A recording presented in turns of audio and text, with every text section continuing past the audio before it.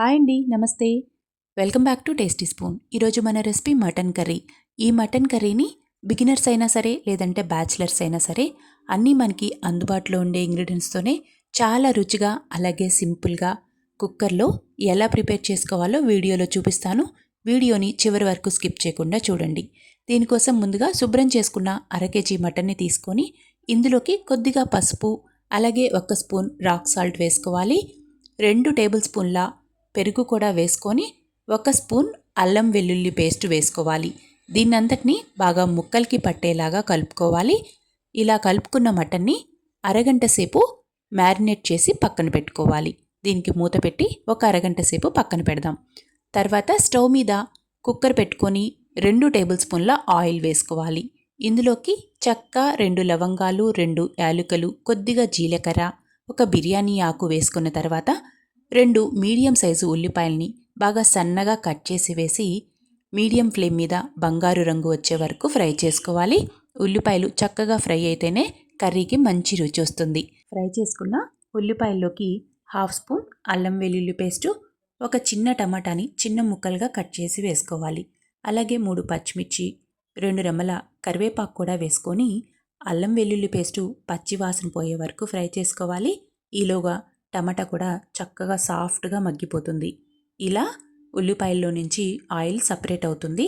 తర్వాత మనం ముందే కలిపి పెట్టుకున్న మటన్ని కుక్కర్లోకి వేసుకోవాలి. దీనంతటినీ ఒకసారి బాగా కలుపుకోవాలి. మనం మటన్ కలిపేటప్పుడు 1 స్పూన్ రాక్ సాల్ట్ వేసుకున్నాము. అయినా కూడా గ్రేవీకి సరిపడా, రుచికి సరిపడా ఉప్పు వేసుకోవాలి. ఇందులోకి 1 స్పూన్ కారం, కొద్దిగా పసుపు, 1/2 స్పూన్ ధనియాల పొడి, 1/2 spoon garam masala, 1/2 spoon mutton masala వేసుకోవాలి. ఇందులోకి 1 స్పూను ఎండు కొబ్బరి కూడా వేసుకోండి. కర్రీకి మంచి టేస్ట్ వస్తుంది. దీన్నంతటినీ ఒకసారి బాగా కలుపుకొని మీడియం ఫ్లేమ్ మీద 2-3 నిమిషాల సేపు ఉడికించుకోవాలి. మధ్య మధ్యలో కలుపుకుంటూ ఉండండి.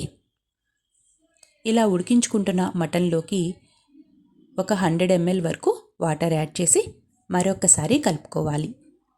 కుక్కర్కి మూత పెట్టి మీడియం ఫ్లేమ్ మీద 3 విజిల్స్, అలాగే లో ఫ్లేమ్ మీద 2 విజిల్స్ వచ్చే వరకు ఉడికించుకోవాలి. తర్వాత పూర్తిగా ప్రెషర్ పోయేంత వరకు వెయిట్ చేసి మూత తీసి ఒక్కసారి కలిపి చూసుకుందాము. చూడండి, మటన్ కర్రీ పర్ఫెక్ట్గా కుక్ అయింది. మీరు కావాలంటే ఇలా అయినా సర్వ్ చేసుకోవచ్చు. కానీ గ్రేవీ కొంచెం ఎక్కువగా ఉంది కాబట్టి నేను మరొక 2-3 నిమిషాల సేపు ఉడికించుకుంటున్నాను. చివరగా కొత్తిమీర చల్లుకొని 1 నిమిషం సేపు ఉడికించుకొని స్టవ్ ఆపేసుకోవాలి. స్టవ్ ఆపేసిన వెంటనే కర్రీని సర్వ్ చేసుకోకుండా మూత పెట్టుకొని ఒక 2 నిమిషాల సేపు అలానే వదిలేయండి.